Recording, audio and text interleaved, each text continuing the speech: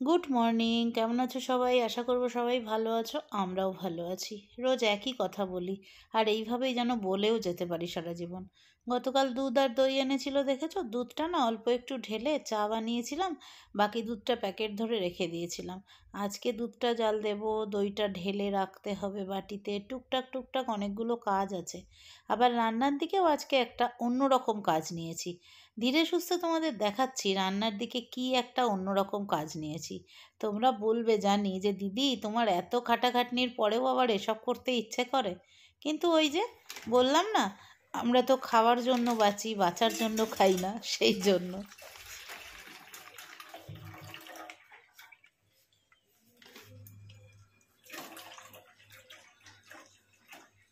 দুধটা জাল দিয়ে রাখি তো কী করি বলো তো, লাস্টের দিন যেই দুধটা থাকে সেটার মধ্যেই চাটা করে নিই। বাস, তাহলে আর বাসনটাও একবারেই মাজা হয়ে যায়। আর দুধের বাসন তুমি যত রেখে দেবে, যত পোড়াবে, তত তো মাজতে কষ্ট। যদিও স্টিলের বাসন পুড়লেও সেরকম একটা কষ্ট হয় না মাজতে, কিন্তু এই বাসনটার গায়ে যেহেতু একটু ডিজাইন আছে না, ওই ডিজাইনের ভেতরে ভেতরে ময়লা ঢুকে থাকে, মানে দুধের ইয়েগুলো ঢুকে থাকে। কাজ করতে করতেই গরম জলটা খেয়ে নিয়েছি, চাটা করে ওদিকে রেখে এসেছি, আর পল্লব বকবক করছে চাটা ঠান্ডা করবে তারপর খাবে, যত কাজ এখন। আর কি করব বলো তো, সময় তো কম না। তাই এখানে আলুটা আর ফুলকপিটা হালকা বসিয়ে দিলাম, ওদিকে একটু নুন দিয়ে বসিয়ে দিচ্ছি, আর ওদিকে ভাতটা বসিয়ে দিয়েছি, ভাতের মধ্যে ডিমটা দিয়ে দিয়েছি। আর আগে দইটা ঢেলে রাখবো, এগুলো সব গুছিয়ে নিয়ে তারপর চা খাবো। দইটা এইভাবে এই বাটিতে না রাখলে, স্টিলের বাটিতে আগে রাখতাম, কিন্তু পিয়ালি আমাকে বলেছে স্টিলের বাটিতে দই রেখো না। আমাকে কাকিমা বলে, কাকিমা স্টিলের বাটিতে দই রেখো না। সেই থেকে আর স্টিলের বাটিতে রাখি না। ছোটদের থেকেও অনেক কিছু শেখার থাকে, তাই না? আমরা তো সারা জীবনে কিছু না কিছু শিখতে থাকি, কিন্তু কেউ যদি নিজেকে মনে করে সব জানতা, তাহলেই মুশকিল হয়ে যায়। তো দইটা প্যাকেটে কিছুটা রাখলাম, যেটা আমরা সকালবেলা কর্নফ্লেক্স দিয়ে দই দিয়ে খাবো, সেই জন্য। আর ওই দেখো, আর একজনের তো চাটা খাওয়া কমপ্লিট, আমার চাটা রয়েছে, দু চুমুক খেয়েছিলাম, বাকি রয়েছে। এখন ওই কোনো রকমের বিস্কুট ডুবিয়ে ডুবিয়ে ঝটপট ঝটপট করে চাটা খেয়ে আবার নিজের কাজে লেগে পড়তে হবে। এইবার তোমাদের দেখাই যে কি করব আজকে, একটা বিশেষ কিছু রান্না। দিন ধরে এগুলো জমিয়ে রেখেছি, ফুলকপির গোড়া আর ফুলকপির পাতা, এইগুলো আজকে বাটবো। বাটাবাটি তো আর এখন অফিসের চক্করে খাওয়াই হয় না, আজকে এগুলো বাটবো। সব জমিয়ে রেখেছিলাম। এই দেখো, ফুলকপির পাতা আর গোড়াগুলোর সাথে রসুন আর কাঁচা লঙ্কা দিয়ে নিয়েছি, এবার এটা ভালো করে বেটে নেব। সর্ষের তেলের মধ্যে কালো জিরে ফোড়ন দিয়ে দিলাম, একটু বোধহয় জল ছিল কড়াইটার মধ্যে, চটপট চটপট করছিল। তো এইবার এর মধ্যে আমি ওই যে বেটে নিয়েছি ওই বাটাটা দিয়ে দেবো, দিয়ে ভালো করে এটাকে নাড়াচাড়া করতে করতে এমন পর্যায়ে নিয়ে আসতে হবে যখন কড়াইয়ের গা থেকে এটা ছেড়ে বেরিয়ে আসবে। সেই পর্যায়ে হলে আর কি আমার বাটাটা রেডি হবে। বাটা যদি ভালো করে না ভাজা ভাজা করা হয় তাহলে খেতে ভালো লাগে না। আবার বাটা যদি ঠিকঠাক হয়, মানে টেস্ট ঠিক হয়, তাহলে এটা দিয়েই পুরো ভাত খাওয়া হয়ে যায়। আজকে এটা নিয়ে গেছিলাম অফিসে। অফিসে আমার দুজন মানে আমার থেকে অনেক ছোট, ওদেরকে দিয়েছি, বলছে বাটা দিয়েই তো সব ভাত খেয়ে নিলাম অনুপমাদি। আলাম খা না, খাওয়ার জন্যই তো দেওয়া। 4টে পাতা দিলাম, আর কতটা গোড়া দিলাম, তাও সবুজ কালারই এলো, বুঝলে? হ্যাঁ গো, তুমি যাবে না? একটু মাছ এনে রাখবে না? মাছ হলোটা এখানে আসছেও না, আজকে বৃহস্পতিবার না, ওই জন্য আসছে না। তো এবার এটাকে খুব ভালো করে নেড়ে চেড়ে একদম ভাজা ভাজা করে নিতে হবে। এইটা ভাজা ভাজা হবে এইদিকে, আর ওইদিকে আমি ডিমের কারির সব কিছু রেডি করে ফেলবো। আর কি বলবো, আজকে যা করেছি জানো না। ডিমের কারির সব কিছু রেডি করব বললাম তো, পেঁয়াজ টেয়াজ কুচিয়ে রেখে দিয়েছি। ডিমের ঝোল যখন শেষ হয়ে গেছে, হাঁসের ডিমের ঝোল করেছি ফুলকপি আলু দিয়ে, দেখবে তোমরা। ওটা যখন শেষ হয়ে গেছে, গরম মশলা দেবো, তখন মনে পড়েছে যে ডিমের ঝোলে পেঁয়াজ দেওয়া হয়নি। আবার নামিয়ে রেখে অল্প তেল দিয়ে পেঁয়াজটা ভেজে আবার ওর মধ্যে সাঁতলে নিলাম তরকারিটাকে পুরো। আমি তাই ভাবছি কী যেন একটা দেওয়া হয়নি, কী যেন একটা দেওয়া হয়নি। যাকে, তারপরে ডিমের টেস্টটা ভালোই হয়েছিল। এখন ভয়েস ওভার দেওয়ার সময় তোমাদের সাথে শেয়ার করছি, ডিমের টেস্টটা কিন্তু বেশ ভালো হয়েছিল।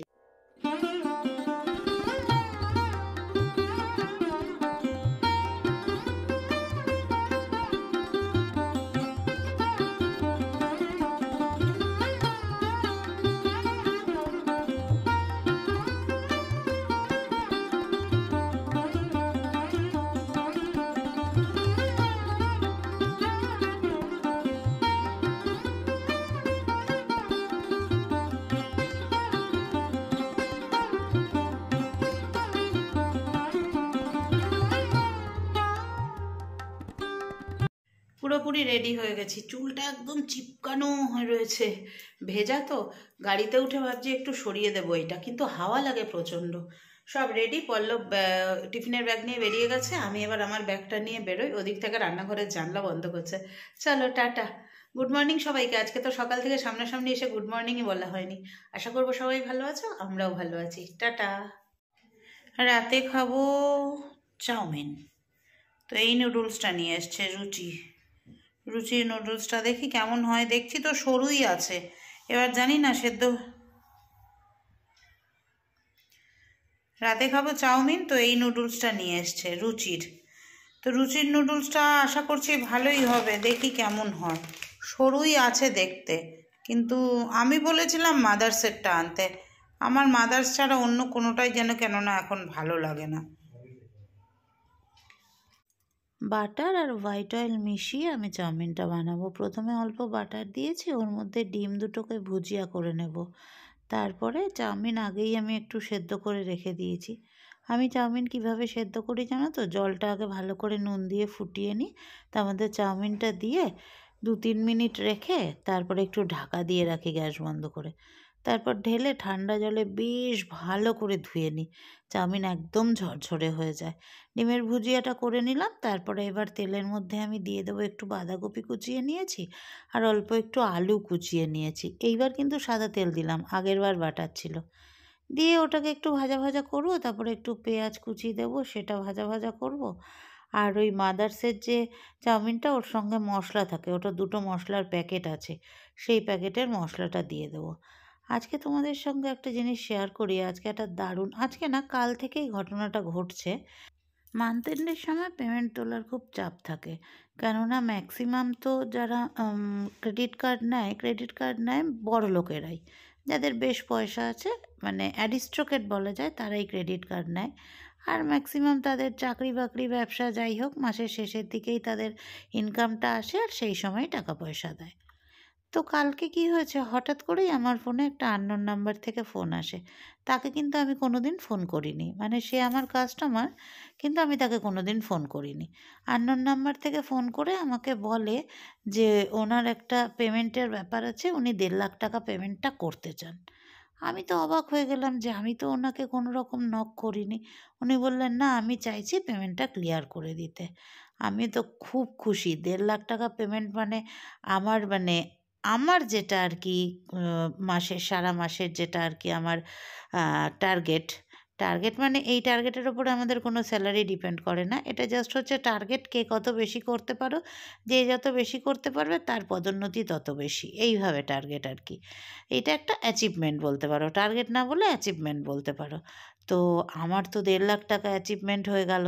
আমার মানে কি বলবো, আমার এই মাসের যে এত সুন্দরভাবে হলো জিনিসটা, মানে আমি তাই বললাম যে ঈশ্বর কিন্তু মানুষের ভেতর দিয়ে এইভাবেই আসে। কোনো কথাই ছিল না ওই পেমেন্টটা কালকে হওয়ার, কোনো রকম কোনো কথা ছিল না। হঠাৎ করেই ভদ্রলোক ফোন করলেন, হঠাৎ করেই সব ঠিকঠাক হলো, আর পেমেন্টটা আজকে উঠেও গেল। তাই আজকে মনটা ভীষণ খুশি। সকাল থেকে আজকে এত সুন্দর গেছে দিনটা, যেমন একদিন দুদিন মানে গত পরশু তার আগের দিন সেইভাবে পেমেন্ট ওঠেনি। আর পুজোর পরের মাস তো পেমেন্টটা একটু উঠতে দেরিই হয়, কেননা সবারই পুজোর মাসে বোনাস টোনাস থাকে, তখন পেমেন্ট বেশি হয়, তারপরে পেমেন্টটা উঠতে দেরি হয়। হঠাৎ করেই 1.5 লাখ টাকা পেমেন্টটা হয়ে যাওয়ায় আমি যেন হাতে স্বর্গ পেয়ে গেলাম। তাই আজকে খুব খুশি। তারপরে আরও অনেকগুলো ব্যাপার হয়েছে, মানে ট্রেনিংটাও শেষ হয়ে আসছে, ট্রেনিংটাও খুব সুন্দরভাবে হচ্ছে। তারপরে এক্সাম দিয়ে দেখা যাক আমি কত দূর পৌঁছতে পারি। তোমাদের ভালোবাসা আছে, ঈশ্বরের আশীর্বাদ আছে। তো সব কিছু মিলিয়ে আজকের দিনটা সত্যি ভীষণ একটা প্রোডাক্টিভ দিন গেল, খুব ভালো একটা দিন কাটালাম আজকে। দেখো বগর বগর করতে করতে এদিকে আমার চাউমিন মোটামুটি রেডি হয়ে গেছে, দিয়ে দিলাম একটু সয়া সস আর একটা না সেজুয়ান কেচাপ, আমি বললাম না আমার বোন দিয়েছিল সেজুয়ান কেচাপ, তো একটু সেজুয়ান কেচাপ দেবো আর একটুখানি টমেটো কেচাপ দেবো। পল্লবকে একটু টেস্ট করালাম, বললো ভালো হয়েছে। এ মা, গোলমরিচটা শেষ হয়ে গেছে, খেয়াল নেই, গোলমরিচ গুঁড়ো দিতে গিয়ে দেখছি গোলমরিচ তো শেষ হয়ে গেছে। চলো, কোনো ব্যাপার না, আবার এনে গুঁড়ো করে রেখে দিতে হবে। চাউমিন রেডি, এবার খাবো দাবো। খেয়ে দিয়ে শুয়ে পড়বো, কারণ আজকাল তাড়াতাড়ি শুয়ে পড়ছি, বেশি দেরি করছি না, কারণ সকালবেলা আবার উঠতে হয়। আর সত্যি বয়স তো বাড়ছে, সেটা আমি বুঝতে পারছি কিভাবে বলো তো। আগে মোটামুটি ৫টা থেকে সোয়া ৫টার মধ্যে বিছানা ছেড়ে দিতাম, এখন ৫টা সোয়া ৫টায় আবার মনে হচ্ছে আরেকটু শুয়ে থাকি। তারপরে আবার শীত পড়ছে তো আরও বেশি, গরমকাল তো একরকম, আরেকটু শুয়ে থাকি করে এপাশ ওপাশ করতে করতে উঠতে উঠতে কিন্তু সেই ৬টা বেজে যায়, জানো তো। সেটাই বলছি, বয়স বাড়ছে, বোঝা যাচ্ছে। এই দেখো চাউমিন রেডি, চাউমিনটার ওপর দিয়ে কুচনো পেঁয়াজ আর সস ছড়িয়ে দিয়েছি। আর এমনি বানালাম কি দিয়ে সে তো দেখেইছো, এটা ওর, এটা হচ্ছে আমার। আমার অতটা সস বেশি পছন্দ না, তাই সস ছাড়া। চলে এসেছি সব কাজ সেরে, চাউমিন বানালাম, চাউমিনটা খেলাম, দারুণ হয়েছে খেতে। নিজে বানিয়ে নিজেই প্রশংসা করছি, বদনাম করার তো অনেক লোক পাওয়া যায়, প্রশংসা করার লোক পাওয়া যায় না।